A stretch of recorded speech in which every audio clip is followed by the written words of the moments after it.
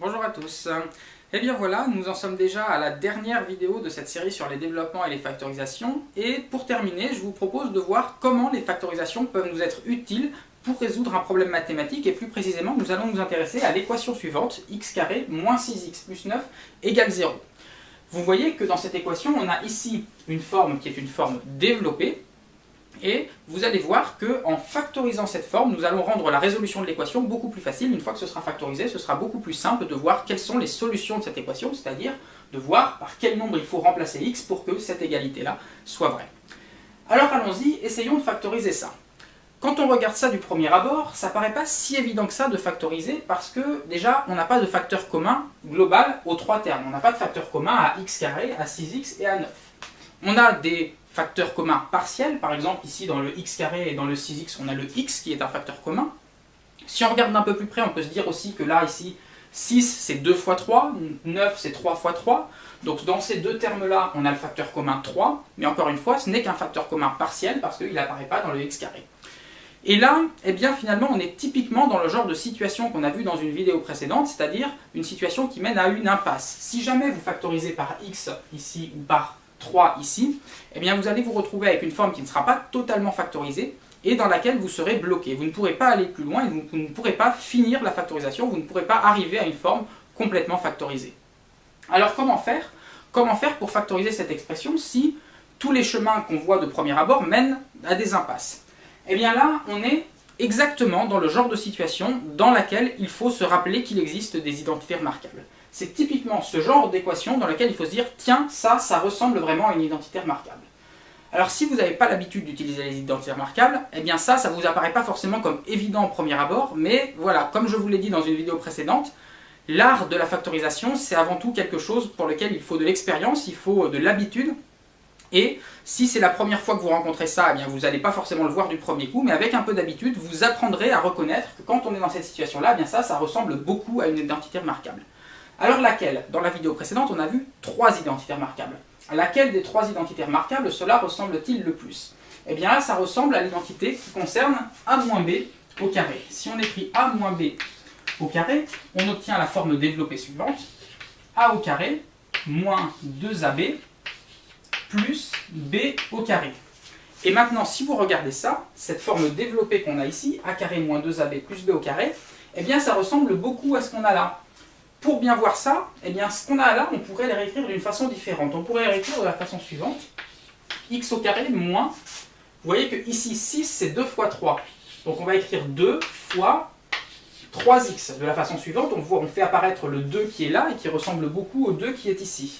Et puis 9, ici 9 c'est 3 fois 3, donc c'est 3 au carré. 3 au carré égale 0. Donc ici, cette forme-là, c'est juste la réécriture de ceci en décrivant que 6 c'est 2 fois 3 et 9 c'est 3 au carré. Et si on fait ça, eh bien là maintenant on voit parfaitement la comparaison entre ceci et cela. Pour passer de cette forme développée-là à celle-ci, il suffit de remplacer le a par x et le b par 3. Ici on a bien x au carré moins 2 fois 3 fois x qui correspond à moins 2ab et le 3 au carré qui correspond au b au carré. Je vous rappelle qu'une identité, c'est quelque chose qui est vrai toujours, quels que soient les nombres par lesquels on remplace a et b. Donc dans cette identité-là, eh bien c'est toujours vrai si on remplace a par x et b par 3. Donc autrement dit, cette forme développée-là, elle est égale à quoi? Elle est égale à a moins b au carré. Et donc comme a c'est égal à x et que b c'est égal à 3, eh bien on obtient x moins 3 au carré. Cette forme-là est toujours égale à celle-ci. Et donc ça, on écrit égale 0. Donc notre équation de base, notre équation qui est ici, peut se réécrire de la façon suivante. Là, maintenant, on a bien une forme qui est une forme factorisée. D'accord? Cette forme-là, c'est une forme factorisée. On l'a écrit ici avec le carré. En réalité, ça veut dire x moins 3 fois x moins 3, donc c'est bien totalement factorisé. Et maintenant qu'on a écrit ça, eh bien, c'est fini. La résolution de l'équation devient toute simple. Pourquoi? Parce que là, maintenant, on voit que x moins 3 au carré est égal à 0. Qu'est-ce que ça veut dire? Ça veut dire que le nombre x-3, c'est un nombre tel que si on le met au carré, on obtient 0. Ça, un nombre comme ça, il n'y en a qu'un seul, c'est 0. Il n'y a qu'un nombre tel que si on le met au carré, on obtient 0, c'est 0 lui-même. Donc ça veut dire que x-3 est égal à 0. Et donc si x-3 est égal à 0, x est un nombre tel que si on lui soustrait 3, on obtient 0. Donc x est égal à 3.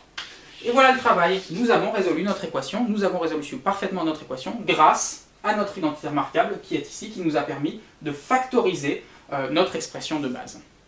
Alors vous me direz, là effectivement on a réussi à résoudre notre équation, ceci dit on a quand même eu un peu de chance parce que l'équation de base, notre expression de base, elle correspondait exactement à une identité remarquable. Qu'est-ce qui se serait passé si on n'avait pas eu 6 et 9, mais d'autres nombres par exemple là? Eh bien, effectivement, ça c'était un cas simple, c'était un cas où on peut résoudre l'équation en utilisant une seule identité remarquable. Ceci dit, si vous étudiez la résolution des équations, et la résolution de ce type d'équations-là qui s'appelle des équations du second degré, eh bien vous verrez que grâce aux identités remarquables en général, et en appliquant plusieurs fois des identités remarquables, il est toujours possible de les résoudre. Toutes les équations de ce type-là peuvent se résoudre grâce aux identités remarquables, grâce à cette identité remarquable et les deux autres qu'on a vues dans la vidéo précédente. Il existe une méthode parfaitement générale. Alors je ne vais pas vous expliquer cette méthode ici parce que ce serait un petit peu long et puis ce n'est pas l'objectif de cette série de vidéos, mais voilà, vous avez maintenant un outil puissant, un outil très fort qui permet de résoudre vraiment beaucoup de choses, de résoudre beaucoup d'équations. Alors nous on s'arrête là, voilà comment on utilise les factorisations, vous connaissez maintenant développement, factorisation, vous avez vu quelques exemples. Seulement, évidemment, les développements et les factorisations, c'est un domaine qui demande beaucoup de pratique, beaucoup d'exercices, beaucoup d'applications pour pouvoir le maîtriser facilement. C'est pas parce que vous avez regardé toute cette série de vidéos et que vous m'avez vu faire les développements et les factorisations que vous savez le faire vous-même. Il faut beaucoup de pratique pour être capable de reconnaître les situations, pour être capable de faire soi-même et pratiquer les développements et les factorisations pour les faire sans se tromper. Donc voilà, maintenant c'est à vous de jouer, c'est à vous de vous exercer, c'est à vous de vous entraîner pour devenir un pro des développements et des factorisations.